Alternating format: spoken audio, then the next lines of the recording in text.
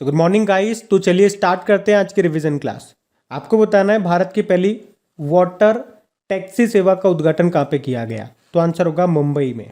लेकिन अगर आपसे पूछा जाता, ध्यान से सुनना, पहले प्रश्न को ध्यान से पढ़ लेना। ये पूछ रहे हैं पहली वाटर टैक्सी, लेकिन अगर पूछा जाता पहली जल मेट्रो, ये कहाँ पे शुरू की गई? कोच्चि में। अच्छा, भारत की पहली पोड टैक्सी कहाँ पे शुरू हुई थी? और आपको याद होगा भारत की पहली पोड टैक्सी ये नोएडा एयरपोर्ट से फिल्म सिटी तक के लिए शुरू हुई थी। और आपसे अगर पूछा जाए कि अटलांटिक को पार करने वाला दुनिया का पहला मानव रहित पोत, क्या नाम है उसका? मे फ्लावर 400। अच्छा बताओ, जुड़वा शहर किसे कहते हैं? मुंबई और नवी मुंबई को कहते हैं। लेकिन अगर पूछे किन दो संगठनों को जुड़वा बहनें कहा जाता है, तो वर्ल्ड बैंक और इंटरनेशनल मॉनेटरी फंड को। अच्छा बताइए, पहला बुलेट ट्रेन स्टेशन ये बनेगा सूरत में। कहाँ से कहाँ चलेगी? मुंबई से अहमदाबाद। और राष्ट्रीय जलमार्ग 1 ये किस नदी पर है? गंगा नदी पर है। ये सबसे बड़ा वाला है। कहाँ से कहाँ? प्रयागराज से हल्दिया तक। और राष्ट्रीय राजमार्ग 2 किस नदी पर है? ब्रह्मपुत्र नदी पर, धुबरी से सदिया, असम में। अच्छा, भारत का पहला जियोलॉजिकल पार्क कहाँ पे बनेगा? मध्य प्रदेश के जबलपुर में। जबकि भारत का पहला जेंडर पार्क बनेगा केरल के कोझिकोड में। और भारत का पहला फायर पार्क बना है भुवनेश्वर में। लेकिन अगर आपसे पूछा जाए ना कि सैटेलाइट फोन से लैस होने वाला भारत का पहला पार्क कौन सा है? Kaziranga national park. ये आपको मिलेगा असम में। अच्छा बताओ, देश का सबसे नवीनतम नेशनल पार्क कौन सा है और किस राज्य में है? ये आपके लिए होमवर्क प्रश्न है। बताओ, वर्ल्ड हेल्थ ऑर्गेनाइजेशन का हेडक्वार्टर जेनेवा स्विट्जरलैंड में है। इसकी स्थापना होती है 7 अप्रैल 1948 को, इसलिए तो 7 अप्रैल को आप लोग वर्ल्ड हेल्थ डे मनाते हो। इसके डायरेक्टर जनरल हैं टेड्रोस अधानोम। अभी आपको याद होगा WHO ने अभी क्विट टोबैको एप्लीकेशन को लॉन्च किया था। और वैसे वर्ल्ड नो टोबैको डे कब मनाया जाता है? 31 मई को। अच्छा, मलेरिया की पहली वैक्सीन जिसको WHO ने मंजूरी दे दी उसका नाम क्या है? मॉस्क्यूरिक्स। और मलेरिया दिवस तो आप जानते ही हो 25 अप्रैल को मनाते हैं, और हमारा मलेरिया को ख़त्म करने का लक्ष्य है 2030 का। अच्छा बताओ, भारत के बाहर UPI भुगतान प्रणाली अपनाने वाला भारत का पहला देश यह है नेपाल। और भीम UPI अपनाने वाला ये भूटान है। दूसरा देश था सिंगापुर, और अभी तीसरा बन गया है यूनाइटेड अरब अमीरात। ये भी याद रखना। वैसे UPI और भीम हो गया या रुपए हो गया, इसको किसने डेवलप किया है? NPCI, national payment corporation of India ने। और रुपए से आपको याद होगा 2022 में IPL का ऑफिशियल पार्टनर है ये रुपए। वैसे टाइटल स्पॉन्सर तो आपका टाटा ग्रुप है, ऐसे याद रखना। चलो बताओ, एशिया का सबसे बड़ा बायो CNG संयंत्र प्लांट कहाँ पे बना है? मध्य प्रदेश के इंदौर में। और अगर मैं आपसे पूछूं कि बताओ, भारत का पहला बायोमास आधारित हाइड्रोजन प्लांट कहाँ पे बना है? ये बना है मध्य प्रदेश के खंडवा जिले में। और विश्व का पहला CNG टर्मिनल कहाँ पे बनेगा? गुजरात के भावनगर पोर्ट पर। और CNG मतलब होता है कंप्रेस्ड नेचुरल गैस। 93% तक इसमें मिथेन होती है। और LPG में क्या होती है? ब्यूटेन और प्रोपेन होती है। अच्छा बताओ, देश का पहला LNG प्लांट ये कहाँ पे खुला है? नागपुर में। इसका उद्घाटन किया था नितिन गडकरी ने, जिनका निर्वाचन क्षेत्र भी नागपुर ही है। फिर बताइए, भारत में कितनी बैंक नोट प्रिंटिंग प्रेस हैं? 4 हैं टोटल। एक नासिक महाराष्ट्र में है, एक देवास मध्य प्रदेश में, एक मैसूर कर्नाटक में, और एक सल्बोनी पश्चिम बंगाल में। और टकसाल कितने, मतलब जहाँ पे सिक्के बनते हैं, 4 हैं ये भी। मुंबई, कोलकाता, हैदराबाद और नोएडा में। वैसे अगर मैं कुछ जैसे चित्र है ना, किस नोट पे कौन सा चित्र अंकित है, इस तरह के प्रश्न भी आ जाते हैं कई बार। तो कुछ 2-4 मैं आपसे पूछता हूँ, जैसे बताना, देखिए किस किस को याद है। पहले तो बताओ, सबसे बड़ा नोट आपका 2000 रुपये का, उस पर कौन सा चित्र अंकित है? तो मंगलयान आप कहोगे।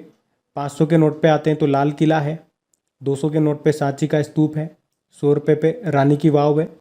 50 रुपये पे हम्पी मंदिर है, जो कि कर्नाटक में आपको मिलेंगे तुंगभद्रा नदी के किनारे। अब आप बता दो 10 रुपये के नोट पे किसका चित्र अंकित है, और 20 रुपये के नोट पे ये भी बता दो।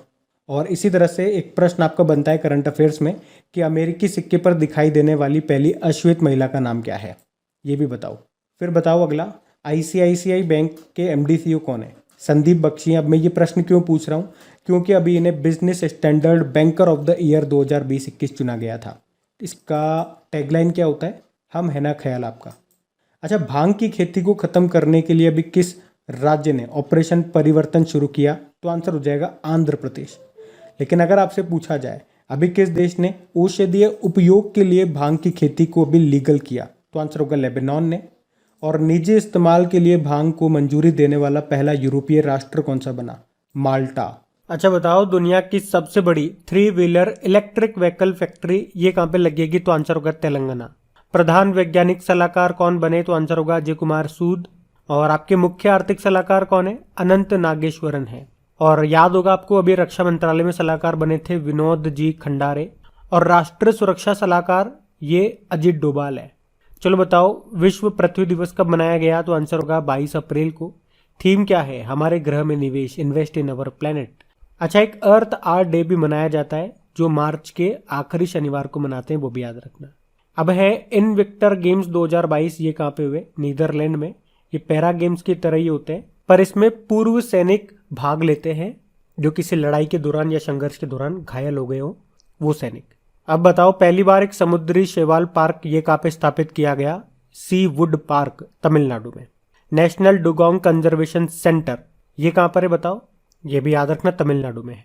लद्दाख और किस राज्य को जोड़ने के लिए बॉर्डर रोड ऑर्गेनाइजेशन दुनिया की सबसे ऊंची सुरंग बनाएगा? हिमाचल प्रदेश। हिमाचल प्रदेश और लद्दाख को जोड़ने के लिए इसके लिए प्रोजेक्ट योजक चलाया गया। ये शिंकुला दर्रे में बनेगा। किसे सैन्य अभियान का महानिदेशक नियुक्त किया गया? तो आंसर होगा मनोज काटियार को। और मनोज से याद होगा, हमारे नए आर्मी चीफ बने हैं मनोज पांडे। और पांडे से याद आएगा एडाई, IRDAI, एडाई के नए अध्यक्ष बने थे अभी देबाशीष पांडा। किस देश ने RS-28 सरमत मिसाइल का सफल परीक्षण किया था? आंसर होगा रशिया ने।